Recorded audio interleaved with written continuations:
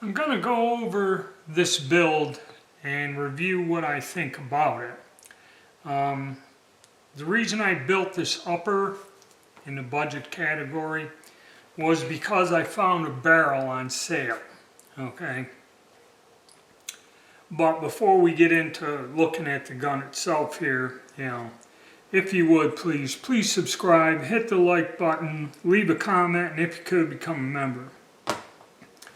Alright, I took that build, I put this scope on it, and I will do a separate video reviewing the scope, which is pretty good in a way, but again, whenever you mount these scopes towards the back end, I'm going to have to put an extended latch on this. It's going to cost me 15 beans extra, but it's got to be done because I can't really reach it easily.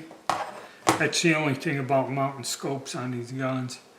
And also the bolt carrier group is a Bear Creek Arsenal one I picked up on sale. So the bolt carrier groups are inexpensive, but some of them people come back and say are crappy and don't work well.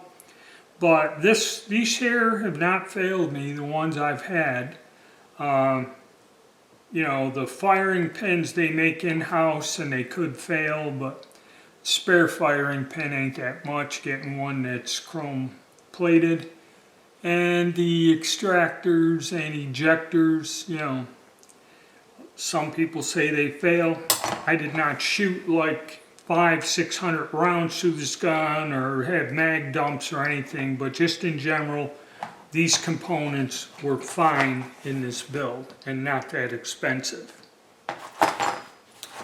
Okay, so what did we start with? Well, they had a sale and they had a 16-inch pencil barrel, okay, which you don't find them quite often. This was an odd setup, and it has the military style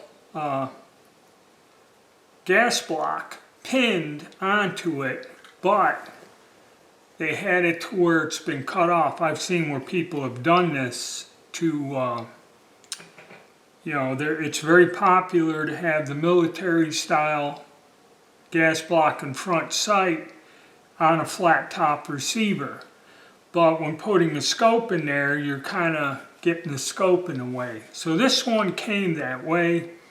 It has a bayonet lug, but you can't put a bayonet on it, it won't fit. And I put the old style prong flash hider on there because they say it's probably the best flash hider that they designed for the AR. But they replaced it with the birdcage style because soldiers used to use the gaps to pry things in that, and they said they bent the barrels, so they got rid of these over time. But I also think it just looks cooler, than with the standard thing. And this one is a 1 1/8-inch twist. Now you got carbine gas tube and an A2 style carbine handguard on a generic flat top receiver. Okay, and I mounted this scope on there. I wanted a scope setup on this gun. Just for the, something that I just felt like building it, put it that way. Now with the collapsible stock setup, it's a very compact light gun, but the scope, even though it's pretty cool and it's a good scope, something in this configuration with a folding stock would probably be better off with something with a longer eye relief. The problem is the eye relief on these big scopes creates a problem. Some other type of a sight would probably, a more compact sight would probably be better.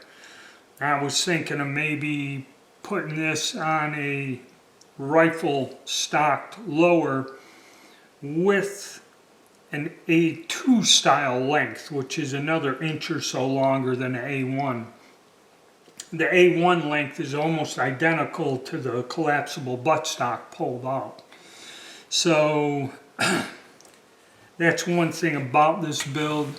But the nice thing about ARs is they're modular. So I can easily swap things around, put a different lower with a stock on there, they all just drop right on, you know. Like this lower, it drops on. I can have one with a rifle length stock on it and put that on there or whatever. But the idea of the pencil, lightweight pencil barrel in the short version was to make a lightweight handy gun. The scope is great as far as I'm concerned, but it might be too much for this build.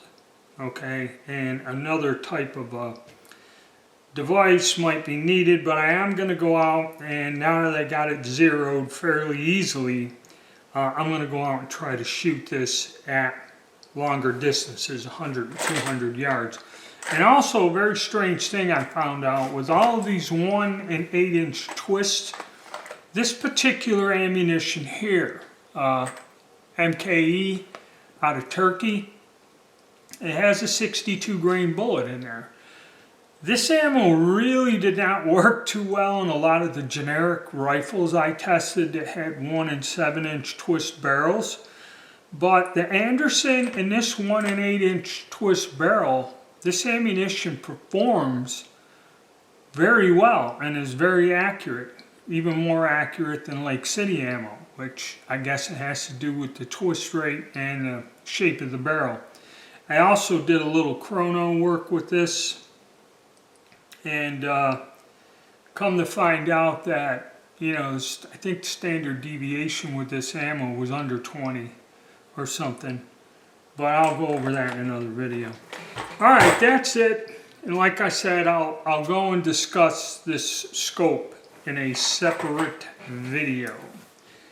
Alright. Thank you and stay tuned.